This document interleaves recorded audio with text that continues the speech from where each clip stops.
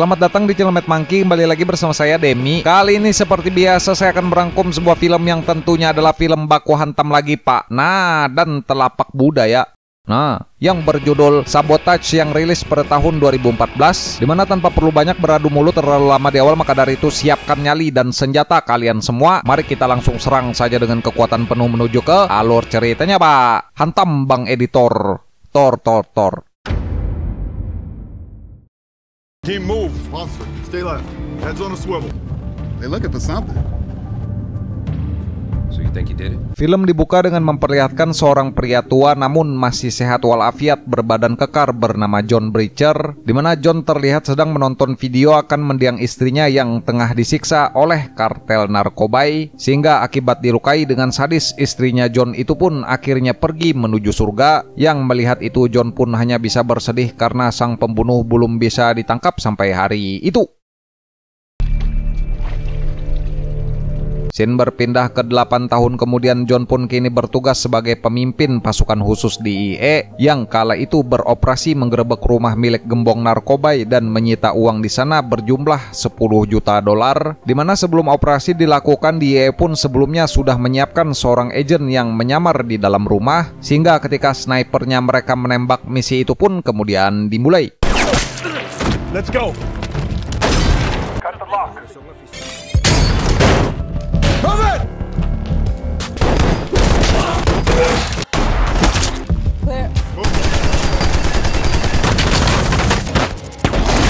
Setelah menerobos ke dalam dan menghabisi beberapa penjaga, mereka pun menemukan tumpukan uang miliaran dolar yang lalu membungkus dan menyisihkan 10 juta dolar untuk dimasukkan ke dalam saluran toilet. Dimana tak lama seorang penjaga pun tiba-tiba datang yang lalu menyerang mereka dan menewaskan satu anggota, sehingga ketika musuh sudah dilumpuhkan, John dan tim pun kemudian pergi dan meledakkan sisa uang di sana. Ketika situasi dirasa aman, John dan yang lain pun pergi ke saluran pembuangan untuk mengambil uang yang tadi. Namun sialnya uang tersebut malah tiba-tiba raib dan menghilang, yang diduga ada pihak lain yang ikut campur. Sehingga John dan tim pun sangat dibuat kesal dan marah karena misinya mereka sangat berantakan, karena salah satu dari mereka ada yang tewas dalam misi tersebut. And that's awful, and it's going to be more awful. 10 million. Akibat menghilangnya uang target operasinya mereka, yaitu 10 juta dolar itu, John dan tim pun kemudian diinterogasi oleh pihak FBI yang meskipun tidak ada bukti, mereka pun tetap tertuduh sebagai pencuri karena tidak adanya tersangka lain. Dimana sejak hari itu dua anggota FBI pun ditugaskan untuk mengawasi kehidupannya John setiap hari. Namun John tidak terganggu sedikit pun dengan pengawasan itu karena ia merasa memang tidak bersalah. Don't piss in my bushes anymore. I don't know if he did it, I just know I hear stuff.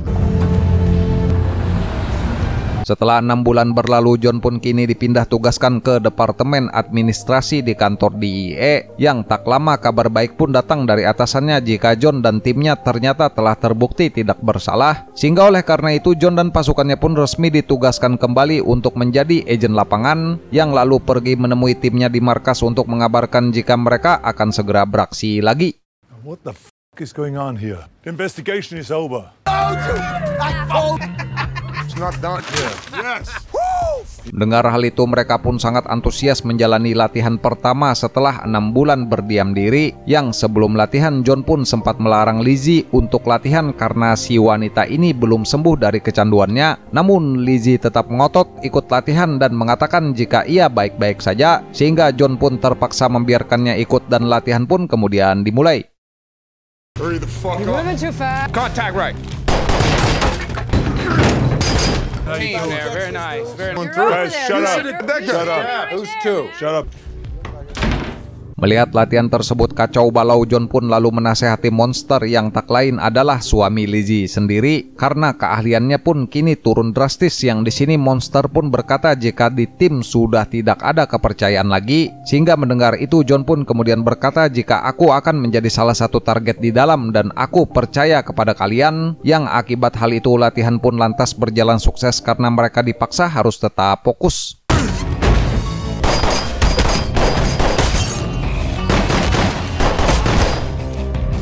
Good job. Guess we don't suck. Untuk merayakan kembalinya tugas lapangan, John dan tim pun pergi minum-minum ke sebuah klub yang juga tak lupa bersulang untuk menghormati mendiang rekan mereka dulu yang gugur saat menjalankan misi. Dimana setelah pulang dari mabuk-mabukan, salah satu dari anggota John yang bernama Pyro pun terbangun di dalam sebuah mobil. Namun sialnya Pyro saat itu tidak menyadari jika mobil itu diletakkan di tengah rel kereta api.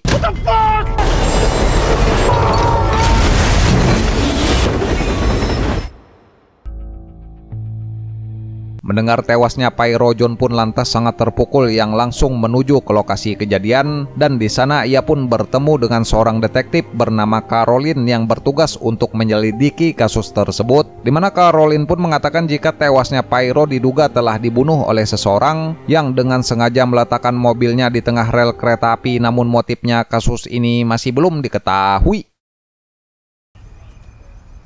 I need a statement from you.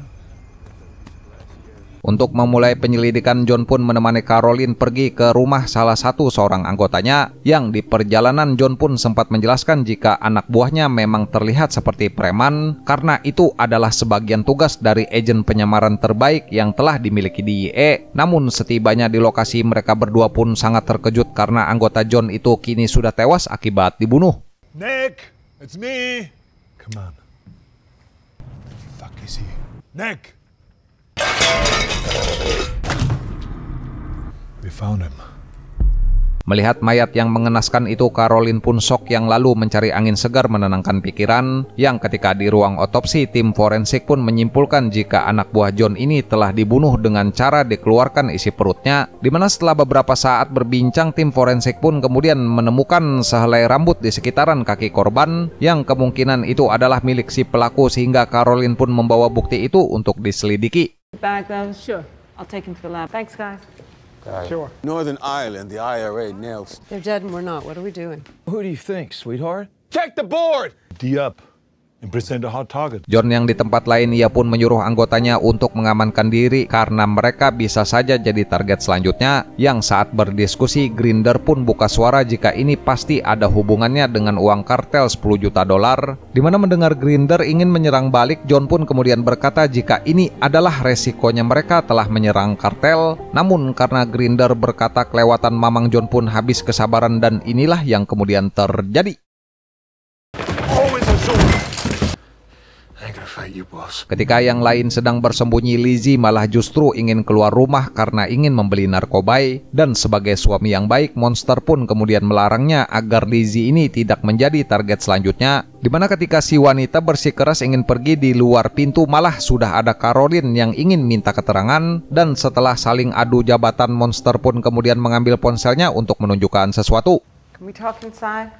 Special operations team.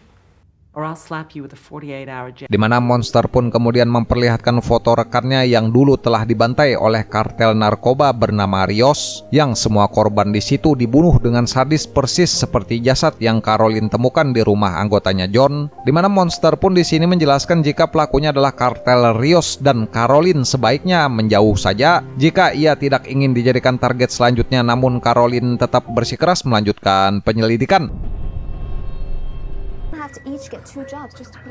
Tanpa kenal rasa takut sedikit pun, Caroline pun kembali ke laboratorium forensik untuk mengecek barang bukti lain, dan satu rambut berwarna hitam kembali ditemukan beserta sebuah sidik jari di setir mobilnya Pyro. Dimana selagi bukti itu diselidiki, Caroline pun mengadakan rapat darurat bersama jaksa dan petinggi polisi yang menyimpulkan jika semua pembunuhan ini dilakukan pihak kartel Rios karena John dan tim telah mengusik bisnis mereka. Learning about the victims helps me find a... What information do you need? You want access to DEA case files? Agar bisa menuntaskan kasus tersebut, Caroline pun minta kepada para petinggi untuk mengizinkannya membuka berkas DEA. Namun bukannya didukung, ia dengan anehnya malah dipersulit dan disuruh untuk membuat surat resmi terlebih dahulu. Sehingga mendengar hal itu, Caroline pun sangat dibuat kesal, yang lalu kemudian beranjak pergi. Dan ketika kembali ke dalam mobil, di situ pun tiba-tiba terdapat sebuah flash disk entah milik siapa. Stop leaving your shit. It's not mine. That's not mine. Where's the money? Take 10 million? Rupanya ketika dicek flash disk itu ternyata berisi video interogasi ketika John dituduh sebagai pencuri uang oleh FBI, dan setelah bertemu John pun menjelaskan jika bukan dirinya lah yang mengambil 10 juta dolar tersebut. Bahkan John di sini merasa justru timnya lah yang telah dijebak dan dikambing hitamkan oleh si pelaku yang sayangnya mereka tidak tahu siapa, sehingga oleh karena itu ia pun mengajak Caroline untuk bekerja sama guna mencari siapa dalangnya. With the team, he's off the grid. They're gonna continue to kill people. That's it, right there. Diawali dengan mendatangi seorang mantan anggota John yang telah mengasingkan diri di sebuah tempat terpencil yang diduga mungkin akan dijadikan target oleh kartel Rios yang selanjutnya, di mana benar saja ketika pria itu memperbaiki mobilnya, ia pun tak lama dikepung oleh kelompok bersenjata, sehingga ia pun bergegas mengambil senjatanya di mobil dan peperangan pun kemudian terjadi.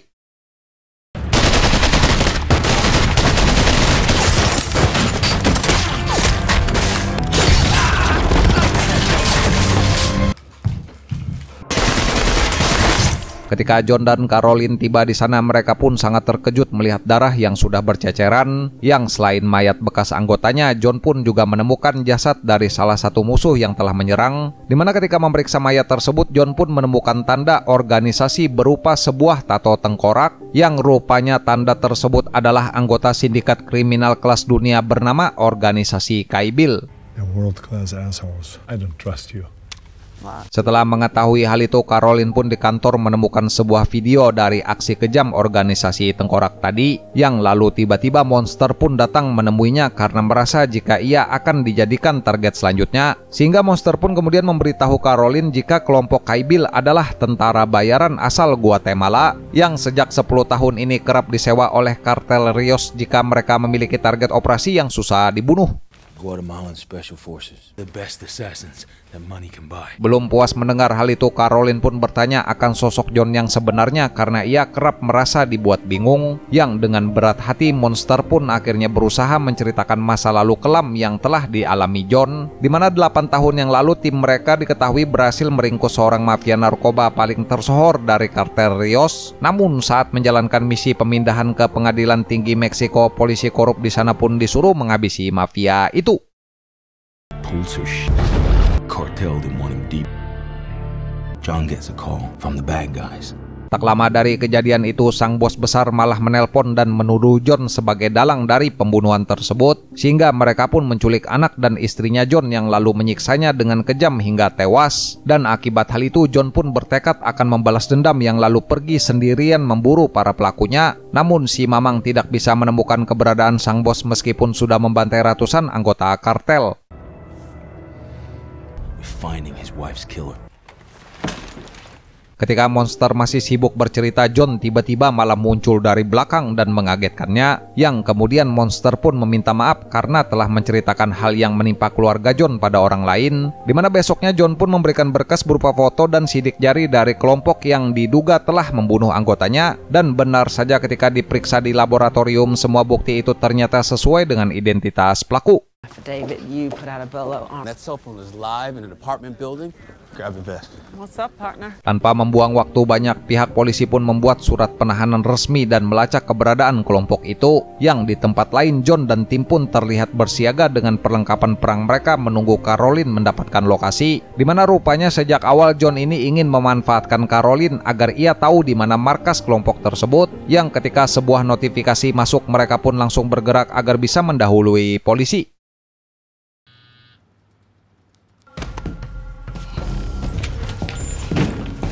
All right, what's the plan, boss? Here we go. Stand by. Di lain pihak, polisi dan FBI pun kini terlihat sedang di perjalanan untuk meringkus kelompok Kaibil. Namun pasukan John lebih dulu datang yang langsung menggeledah setiap ruangan di tempat itu, di mana di apartemen susun tersebut John dan tim pun menyisir ruangan di sana melewati kamar-kamar warga, yang ketika memasuki area bangunan belakang, musuh pun tiba-tiba menembak hingga pertempuran pun kemudian terjadi. Whoa, whoa, whoa! Whoa, calm it!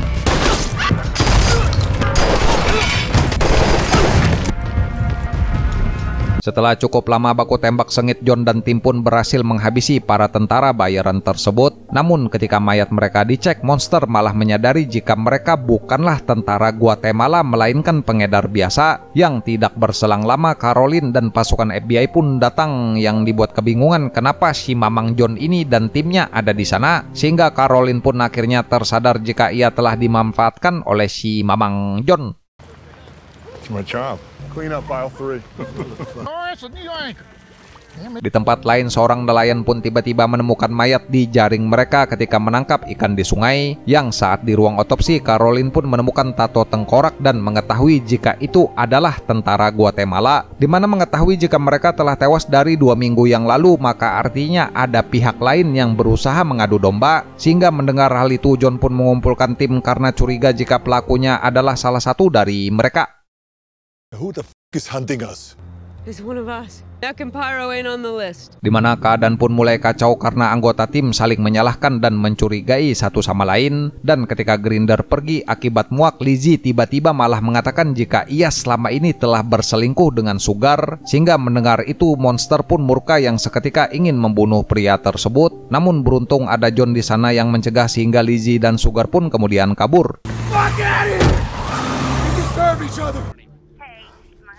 Setelah beberapa hari dari perpecahan, tim Grinder pun tiba-tiba datang ke kantor FBI dan menemui Caroline, yang lalu mengakui jika mereka satu tim memang berniat mencuri $10 juta itu saat menjalankan misi 8 tahun lalu. Namun ketika mereka hendak mengambilnya, uang tersebut malah raib dan sampai kini tidak diketahui siapa pelakunya. Yang dugaan Grinder mungkin orang yang telah menyembunyikan uang tersebut salah satu di antara monster Sugar atau Lizzie.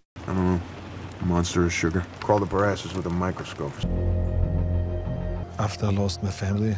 Dengan informasi itu, Caroline pun berniat mencari petunjuk dengan mempertemukan ia, John, dan juga Grinder. Yang di sebuah kedai, Grinder pun datang yang langsung minta maaf karena ia telah mengakui aksi pencurian mereka. Dimana John yang mendengar itu, ia pun tentu saja memaafkan Grinder karena ia sangat menyayangi timnya. Namun ketika Grinder ingin mengatakan sesuatu, tiba-tiba inilah yang kemudian terjadi. Stay down. Dimana dalang dibalik ini semua rupanya adalah Lizzie dan Sugar yang telah berkhianat. Yang ketika tiba di gedung sniper, beruntung ada saksi mata di sana yang melihat Lizzie, sehingga John pun kini tahu jika Lizzie adalah pelakunya. Dimana John yang sebagai mentor, ia pun sangat dibuat kecewa atas apa yang telah Lizzie dan Sugar lakukan. Namun ia terpaksa harus memburu wanita itu ke rumahnya karena telah menghabisi anggota yang lain. He's bailing. Berniat ingin kabur ke luar negeri, Lizzie pun berdebat dengan monster karena pasportnya telah ditahan. Dan karena tidak terima telah diselingkuhi, monster pun kemudian menghancurkan paspor tersebut. Namun dengan refleks, Lizzie malah mengambil pisau yang lalu dengan cepat menikam monster. Dan setelah mantan suaminya itu tewas, Lizzie pun memasukkan jasadnya ke dalam kulkas. Oh, Jesus. Betapa terkagetnya John ketika tiba melihat monster telah dihabisi dengan kejam dan dimasukkan ke dalam kulkas. Hal itu pun seketika membuat John sangat murka yang lalu berniat ingin menghabisi Lizzie. Namun ketika ingin berangkat dan membrutal, Lizzie justru menelpon John terlebih dahulu dan mengatakan jika ia telah hilaf. Sehingga mendengar itu, John pun kemudian mengajaknya untuk bertemu di sebuah tempat parkiran. Dengan berniat membuat sebuah jebakan, Sugar pun menculik seorang pengemudi yang lalu menempatkannya di dalam mobil. Dan ketika John tiba, ia pun langsung menghampiri mobilnya Sugar, namun itu hanyalah sebuah jebakan. Dimana dengan bersembunyi di dalam bagasi, Lizzie pun berhasil menembak John, namun beruntung si Mamang pakai rompi anti peluru. Yang ketika keadaan semakin kacau, Caroline pun dengan sigap membantu sehingga kejar-kejaran mobil pun kemudian terjadi.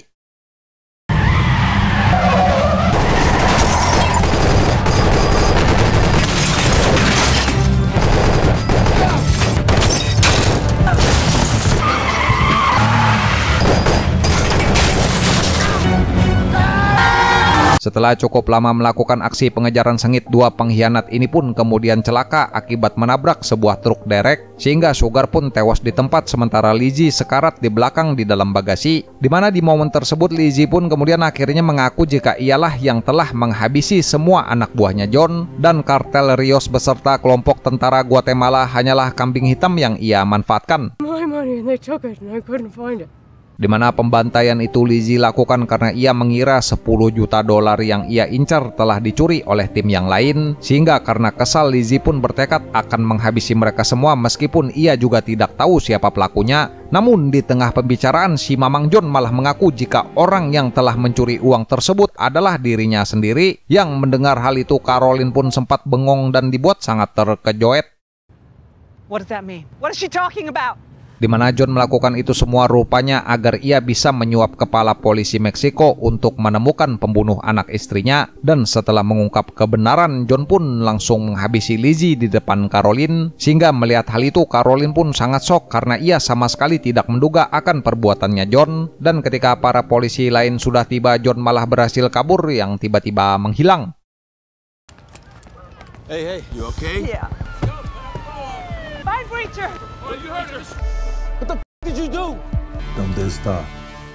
Scene berpindah ke Meksiko. John pun kini sudah di depan petinggi polisi yang lalu menyuapnya dengan uang hasil curian. Dan melihat uang yang sangat banyak, polisi itu pun memberikan berkas informasi lengkap tentang pembunuh anak istrinya John, di mana orang yang dicari-cari selama ini rupanya adalah seorang polisi federal sama seperti John bernama Edgar Brujo. Sehingga tanpa buang waktu, Mamang pun langsung memburu Edgar dan setelah memastikan inilah yang kemudian terjadi. I can take your family. I was the last to Harold. Beres menuntaskan dendam yang ia simpan selama 8 tahun ini, Mamang John pun kemudian bersiap untuk memburu Tal lagi, yang lalu dengan beringas keluar dari toilet menumpas semua tentara bayaran di sana seorang diri. Dimana ketika semua orang sudah dilibas dan disuruh menuju surga, John pun sadar jika tadi rupanya ia telah tertembak, namun si Mamang tidak peduli. Sehingga film pun ditutup oleh Terminator yang tersenyum karena sudah berhasil membalaskan dendam. Tamat, ya mungkin segini aja ya Pak untuk pembahasan rangkuman film Baku Hantam kali ini ya. Nanti seperti biasa kita cari film yang brutal-brutal lagi, film yang tidak takut dengan apapun Pak. Nah, dan saling menempeleng ya. Nah, film saling menempeleng nih. Seperti biasa nih saya mau ngucapin terima kasih banyak nih buat kalian yang sudah nonton, dan terima kasih banyak juga buat bapak-bapak yang udah subscribe ke channel ini ya. Saya Demi selaku voiceover channel Bengis Divisi Pergulutan Ulung Duniawi pamit izin kabur dulu. Jaga kekuatan tubuh masing-masing dan sampai bertemu lagi di video selanjutnya Pak. Wassalamualaikum warahmatullahi wabarakatuh.